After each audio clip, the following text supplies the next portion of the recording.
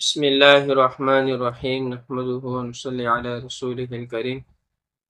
ایک ساتھی نے سوال کیا ہے کہ کیا ہم چلتے پھرتے استخارہ کی دعا پڑھتے رہیں، اس کے بعد جو دل میں خیال آ جائے اس کے اوپر عمل کریں تو کیا یہ استخارے کا طریقہ درست ہے؟ تو استخارے کا جو طریقہ حدیث کے اندر وارد ہے اس کے اوپر عمل کریں گے تو انشاءاللہ زیادہ فائدہ ہو۔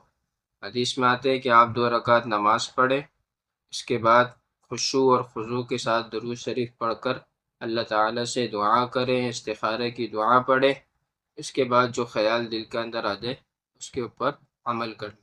لیکن اس کے ساتھ ساتھ یہ ہے کہ اگر آپ یہ سب طریقہ کرنے کے بعد چلتے پھرتے بھی استخارے کی دعا پڑھ رہے ہیں مزید تسلی کے لیے تو یہ بھی درست ہے۔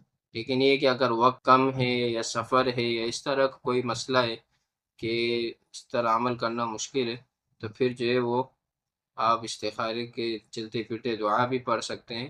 اور استخارے کا ایک مختصر طریقہ یہ بھی ہے کہ آپ اس کی جو چھوٹی دعا ہے وہ بھی پڑھ سکتے ہیں، اللہم اغفر لی واختر لی۔ جب بھی کوئی کام ہو تو یہ طریقہ بھی آپ اپنا سکتے ہیں۔ جزاک اللہ خیر۔